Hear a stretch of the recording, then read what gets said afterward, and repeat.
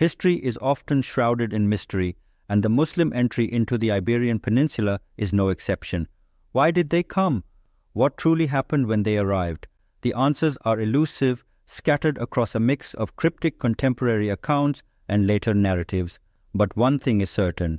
This tale begins with the chaos of a fractured kingdom and a brewing storm from across the Mediterranean. Welcome back to Epic Explorer, where we dive deep into the stories that shape the world. Let's uncover the riveting events that reshaped the Iberian Peninsula forever. A kingdom divided, the Visigoth Civil War. Picture a kingdom tearing itself apart. In the early 8th century, the Visigothic elites of Hispania were in turmoil. Decades of internal decline had weakened their grip on power, and the death of King Witiza in 710 sent the situation spiraling out of control. With no clear heir to the throne, the kingdom descended into chaos. Two rivals emerged from the fray: Roderick, a battle-hardened noble, and Aquila II, a contender with his own power base in the north. The land was split in two, with Roderick controlling most of Hispania and Aquila ruling the Ebro Basin and Septimania. But this wasn't just a civil war, it was a kingdom on the edge of ruin. As the Visigoths quarreled, they remained blind to the threat brewing just beyond the southern shores of their realm, a threat that would change everything: the gathering storm from the Maghreb.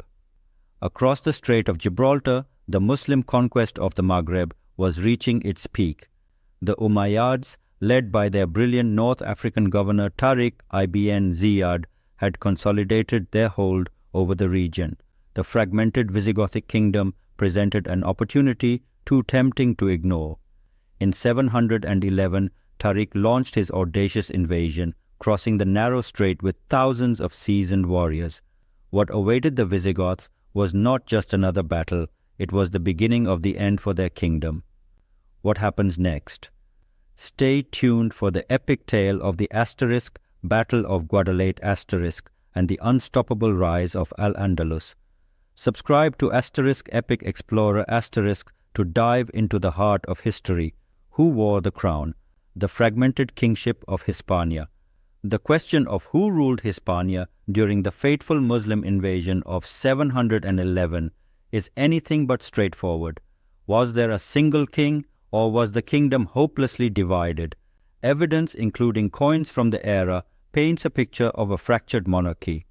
In this divided realm, Aquila II held sway over the Ebro Basin and Septimania in the northeast, while Roderick commanded the rest.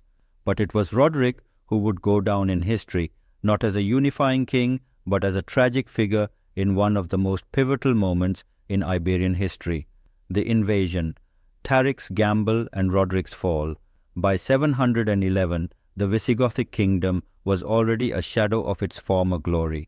Internal strife and a weakening monarchy left it vulnerable to outside forces. Seizing the moment, Tariq Ibn Ziyad, a brilliant Umayyad governor from North Africa, crossed the Strait of Gibraltar with a determined army. Roderick, aware of the impending danger, mustered his forces to meet Tariq's men. The two sides clashed in the fateful Asterisk, Battle of Guadalete Asterisk. But this was no ordinary battle. It was the beginning of the end for Visigothic rule. The details of the battle are shrouded in mystery, but its outcome was devastatingly clear. Roderick fell. Some say betrayal from within his ranks sealed his fate. Others suggest divisions within the Visigothic army left him isolated, enabling the Muslim forces to encircle and crush his troops. Whatever the truth, the result was catastrophic for the Visigoths. With Roderick gone and the heart of the kingdom in disarray, the path was wide open for Tariq to march deeper into Hispania. The fall of a kingdom, the birth of Al-Andalus. As the remnants of the Visigothic forces splintered, Tariq's army advanced, soon joined by reinforcements under Musa ibn Nusayr. Together, they swept through the Iberian Peninsula with remarkable speed. Within a few short years, only a small northern region remained beyond their grasp. The new Muslim rulers named their conquest Al-Andalus. Though the Visigoths had been dethroned, much of their elite class remained, and their loyalty was easily bought. Eager to preserve their power, they struck agreements with the Umayyads, allowing the transition to Muslim rule to proceed with surprising smoothness. Conversions and cultural shifts. Life under Umayyad rule brought profound changes. Many local Christians, drawn by the opportunities and stability offered by their new rulers, began converting to Islam. While exact numbers remain uncertain, it's clear that the Iberian Peninsula was becoming an increasingly Islamic land. Al-Andalus flourished under Muslim leadership, evolving into a cultural and economic hub. Yet history teaches us that no empire lasts forever. The seeds of change were already being sown as Christian inhabitants in the north began rallying to reclaim their homeland. The Reconquista, the centuries-long battle for Iberia. The story of the asterisk, Reconquista asterisk, is one of relentless struggle, political intrigue, and cultural upheaval.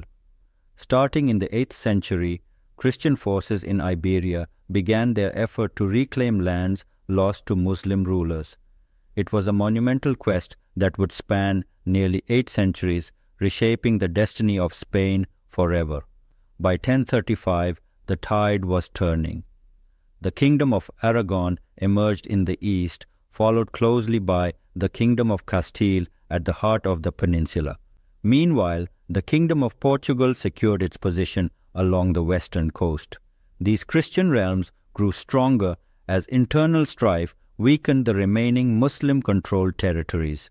The balance of power was shifting, and in 1469, a seismic event sealed the fate of Al-Andalus, the marriage of Ferdinand of Aragon and Isabella of Castile. With their union, the stage was set for a final showdown, the fall of Granada, a crusade for unity. Recognizing the significance of their mission, Ferdinand and Isabella appealed to Pope Sixtus IV, who declared their planned invasion a crusade. Armed with both divine and political authority, the Catholic monarchs laid siege to the last Muslim stronghold, the Emirate of Granada. The siege culminated on January 2, 1492, when Sultan Muhammaduddin surrendered his lands to the Christian forces. Al-Andalus, a beacon of Islamic culture and power, was no more. The Catholic monarchs had triumphed, and the peninsula was united under their rule. But the fall of Granada was not the end of the story. It marked the beginning of an era of religious and cultural cleansing that would forever alter the fabric of Iberian society. The aftermath, tolerance turns to tyranny. At the height of Al-Andalus's glory, the region had been home to over 5 million Muslims. Even after Granada's fall, 500,000 Muslims remained. Initially, the Treaty of Granada promised tolerance and fair treatment for these Moorish populations.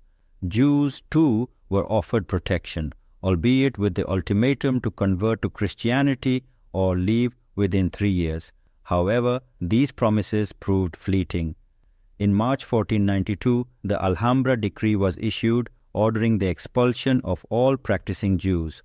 Many fled, while others converted to Catholicism under duress. The Moors faced a similar fate. Influential figures like Archbishop Hernando de Talavera and Archbishop Francisco Cisneros pushed for forced conversions. By 1499, tensions reached a breaking point, sparking a rebellion among the Moors. The uprising was swiftly crushed, and the Catholic monarchs abandoned any pretense of tolerance. A kingdom purged, the extinction of indigenous Islam. The crackdown intensified. By the early 17th century, King Philip III issued a decree expelling all descendants of Muslims, including those who had converted to Christianity. The Arabic language was banned, and Arabic texts were burned en masse. Fear of rebellion and a desire for religious unity drove these draconian measures. By 1727, indigenous Islam had been eradicated in Spain.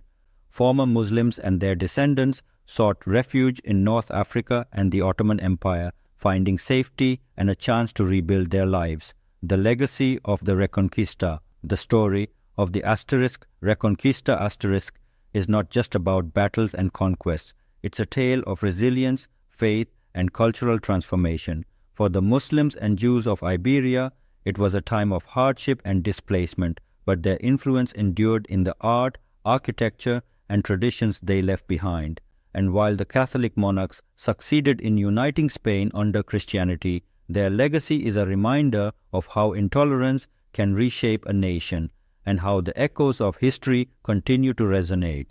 Thanks for watching. Don't forget to like, subscribe, and share your thoughts in the comments below. Which part of this epic story captivated you the most? Let us know.